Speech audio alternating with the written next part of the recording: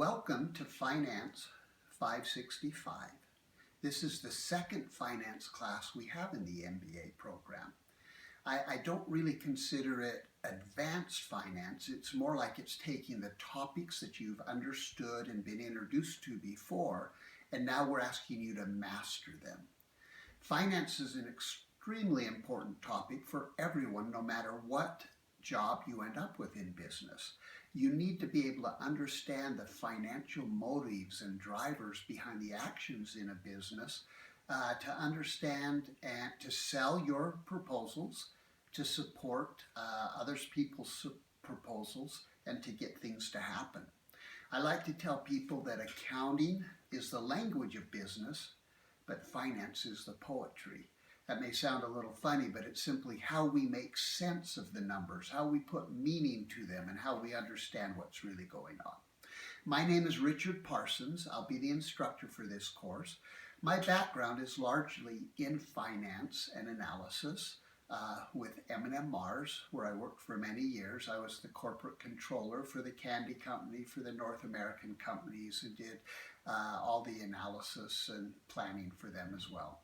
So if you want to know anything about candy, talk to me and I can help you with that.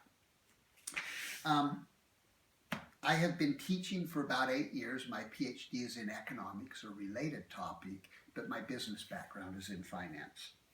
This course takes a slightly different approach. I told you what we're trying to do is master the topics. And so what we will do is we will have 1 week of study and then have a week dedicated to a case topic that you will prepare on that particular topic so you'll be able to apply it. You will do the cases in groups of 3. However, you all need to work on all the cases. If you don't, if you divide the cases up and say you do this one, I do this one, you'll miss out on a lot of information. You'll miss out on a lot of learning. You will all get the same grade on the cases you do. So this course, there's several requirements. There's a short quiz for every chapter. However, this quiz is a learning exercise, not an assessment.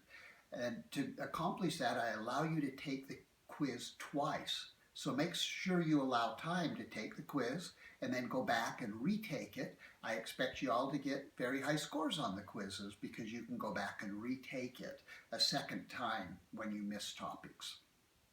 Besides the quizzes, you will have case studies. There's 8 case studies, and these will largely determine your grade along with 2 exams. 1 chapter on bond and stock valuation. Instead of a case study, I simply give you, on present value, I simply give you a number of problems to work for present value and bond valuation. So you'll have 1 set of problems instead of a case study. So this is how we proceed. This is the book, Corporate Finance, Linking Theory to What Companies Do. It's a very good book, very popular in MBA programs. It is a little bit deep. It's got a lot of good things in it. It's got more theory in than you need to master. However, it also has a lot of applications, and that's where we're focused on. You will see a lot of little footnotes and highlights and things describing how real companies implement these topics we're talking about. So this is how you proceed. You will need a financial calculator like you needed in 545 or 531, the prerequisite to this course. You will need the financial calculator. You will need the textbook. I have the course divided into weekly assignments. So you will each week read the text, review the PowerPoints, review the videos, take the quizzes to make sure you understand it. And then the following week, you'll do and submit a case study on that topic. Finance can be difficult for some people. It's kind of like I mentioned, its own separate language, and it's somewhat mathematical. If you're having trouble, I expect you to contact me. I'm more than happy to work with you and want to make sure you master this and are able to feel good about your understanding of the financial topics. Anyway, this should be a good class.